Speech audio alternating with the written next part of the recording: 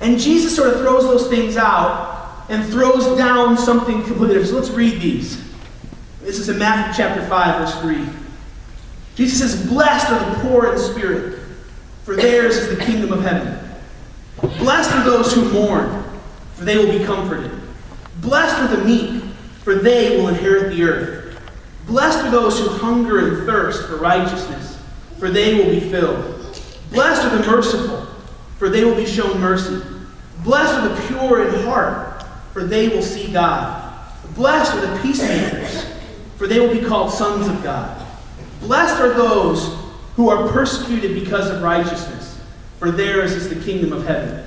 And then Jesus continues here, making this not just about declarations of who's blessed, but actually directing it to his disciples.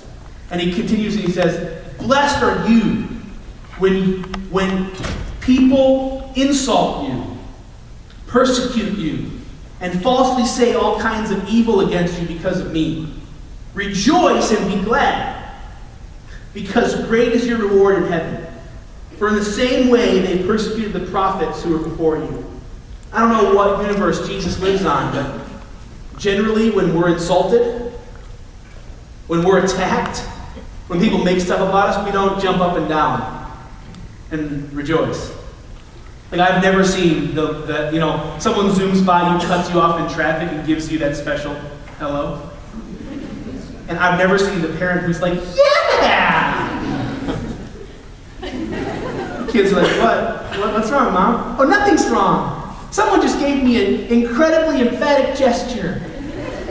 I wish that would happen to me every day." We don't rejoice. When we hear that someone's spreading dirt about us, our reaction is a little bit more crazy. We get defensive and we get angry and we get upset. We do not rejoice. When people insult us, our response is never like giddy laughter, unless we're psychotic.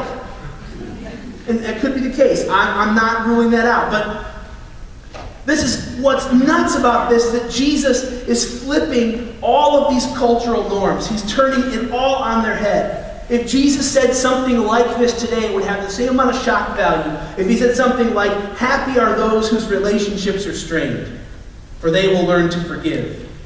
Or, "Happy are the unemployed, for they have to depend on God." I mean, we would not generally consider these people to be happy.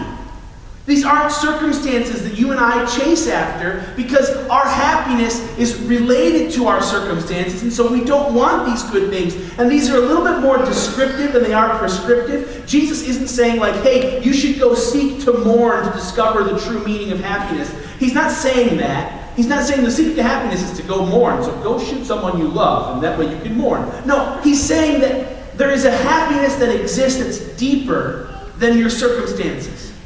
There's a happiness that's available to you, that is higher, it's above your emotional state, it's above your circumstances. So even to where you experience these horrible states, these bad things, being poor and being mistreated and mourning, well, even in the midst of those dark seasons, those dark times, those dark circumstances, you can discover something of lasting value, and you will find happiness that will sustain you through that. He's talking about living on a level that is above the level this world lives on. So I want to talk this morning about the last of the Beatitudes, the last in this order that says, "Blessed are those who are persecuted because of righteousness, for theirs is the kingdom of heaven." What's this talking about? If you look up that word persecute in the dictionary, which I happen to own a dictionary, so I've taken the liberty of doing that for you. Aren't I nice? Persecute means to harass, to chase away, to pursue with harmful intent. It means to inflict suffering on people who hold beliefs that the establishment frowns on. Think of how much of our situational happiness is tied to the establishment. Think about what people complain about. The establishment. The current administration. This thing or that thing. We have 24-hour news organizations that are designed to gripe about the establishment from different points of view all of the time on 5 channels. What happens when the establishment frowns on your beliefs? What happens when the order, the rule of the day, those with the power, don't appreciate your beliefs? What happens then? Well, the result in the day of Jesus and in many places in the world is this idea of persecution. And this last of the Beatitudes might be the most difficult for you and I to understand because it's so foreign to us.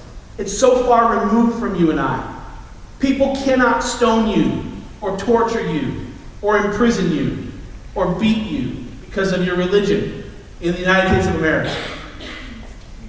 See, we live in a place where the kind of persecution that was endured by the earliest followers of Jesus is illegal. I mean, no one expects that if today you're at McDonald's and you do something as crazy as bow your head to bless your greasy cheeseburger, that other patrons of the restaurant will start picking up rocks and throw them at you until you die. But we're safe. We're protected against that kind of thing. That doesn't happen to you and I.